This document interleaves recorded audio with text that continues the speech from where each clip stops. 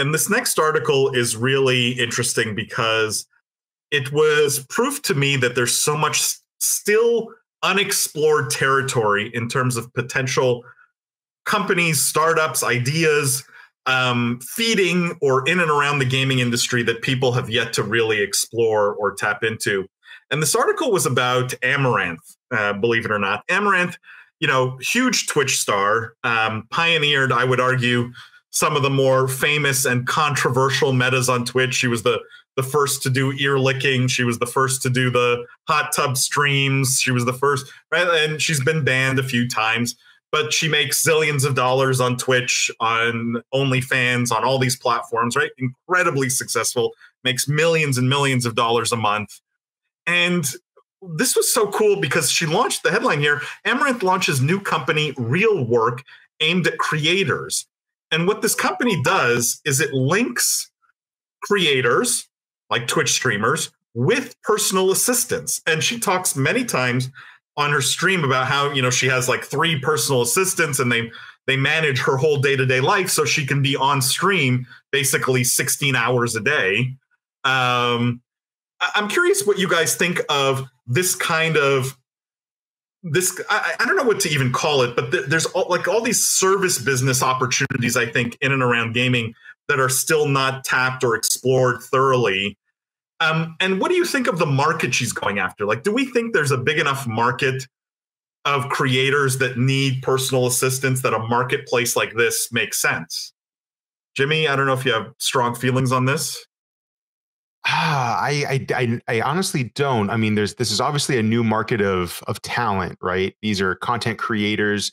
These are internet celebrities, and they're finding massive audiences, huge brand deals, and there's a lot of money there. So I suppose that this is a growing thing, right? This is a growing hot new area where there's opportunity.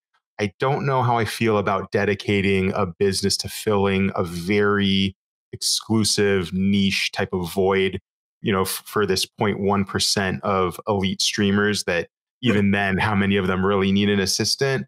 And most of them probably would use their best friends, people in their squad, like when you come up from nothing, whether it's music, movies, or other forms of entertainment, you usually bring the people that you're closest with to be personal assistants, managers, tour managers, things of that nature. So I think it's an interesting idea in terms of there's a new group of people here with influence and with money and with, more importantly, with opportunity for work. I don't know if this fit is the one that I would have identified and dedicated my stardom, my resources, the way we see in this story. Lindsay, does this end badly in your mind? Like, do we have a story 3 months from now where it's like small streamer weasels their way onto the platform, convinces someone to be their assistant for basically $0 or something, and the assistant discovers only, months later that they're working for someone who has, no ability to pay them? I'm making all this up, right? Like, is this end badly in any way, or do you love this? No, actually, so I have multiple thoughts on this.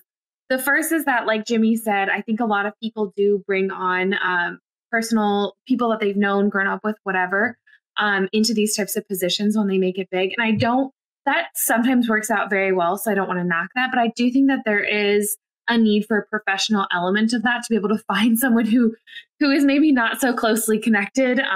We've all read many, many stories about, football players losing all their money because they trusted their account manager, and singers. And so there is something to be said about professionalizing these services for sure. And I think that this is a unique platform or a unique way to do it.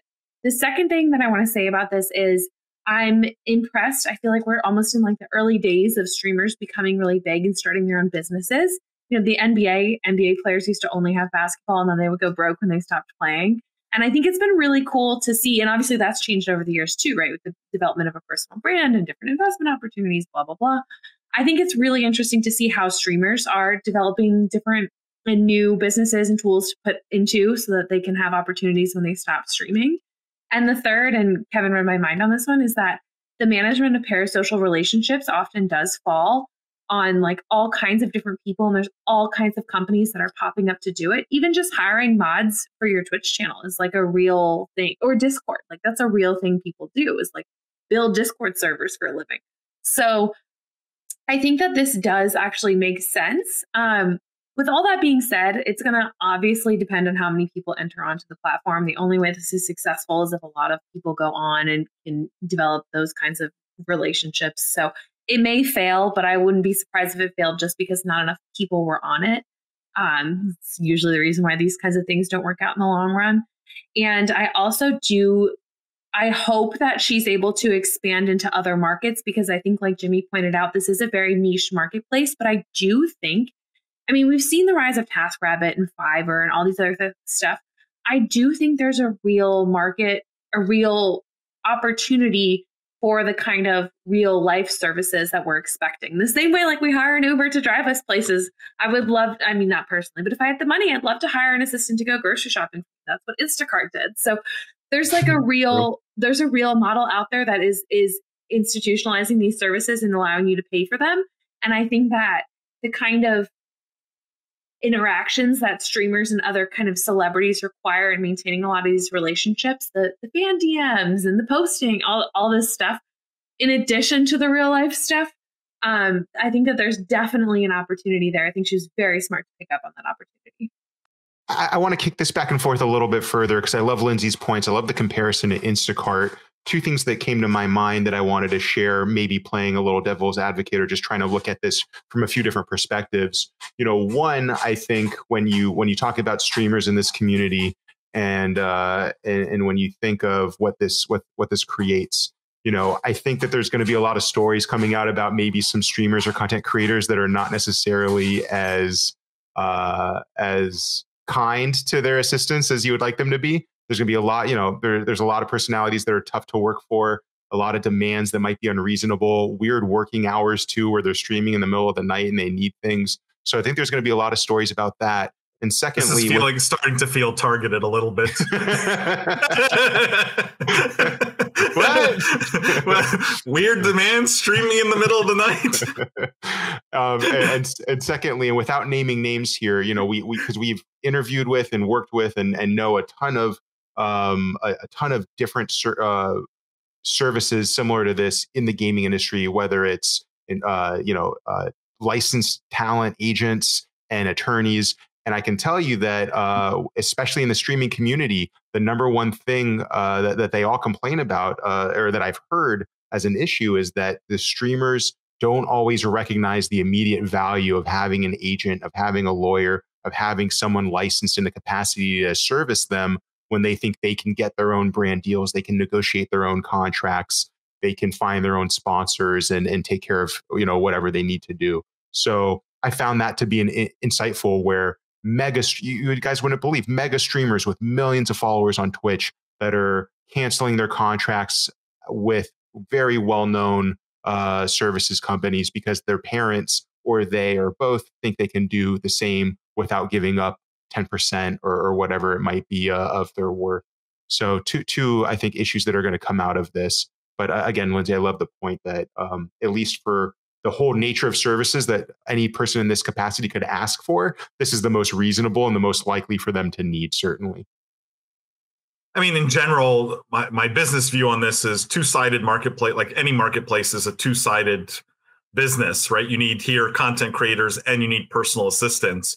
And therefore, I think they're tougher businesses because you have to make two sales, right? You need to get content creators to come use the service, and you need to get people who want to be personal assistants to come use the service. And that's not always easy to feed both sides of the marketplace. Matt says, I just think this is a good idea because it's a content creator making a service for content creators. I mean, Matt's a good point. I think some of the best businesses are born out of personal necessity, right? Like you create something that you would use or you do, and just make it available to other people. I think this is one of the best ways to start a new business or to identify a new business. Matt says they usually have a better understanding for their needs when compared to CEOs/major corporations. Absolutely, Matt. Kevin says there's an entire market of content managers for OnlyFans creators. At Lynn's, remember the daily Sunday read. I don't know the reference here, Lindsay. What's Yeah, the Daily Sunday it was Read? a podcast all about a guy who started a company during the pandemic where he essentially managed all direct messaging for OnlyFans, for folks who had OnlyFans platforms.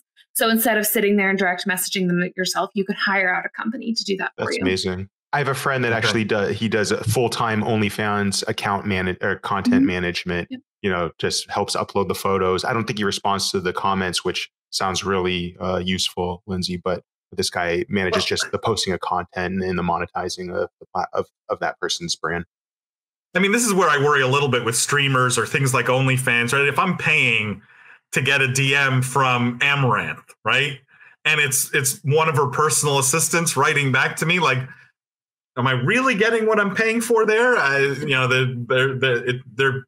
It may create issues. You know, you may end up having some disgruntled customers as a consequence. But I think it already kind of has in the OnlyFans. Like, that's been one of the issues that's popped up. But I think, as you know, parasocial relationships as a society, we don't have a lot of rules and groundwork for it, and we're still all figuring out what those look like. And at least there's an opportunity for folks to hire out some of the stuff that they can't do.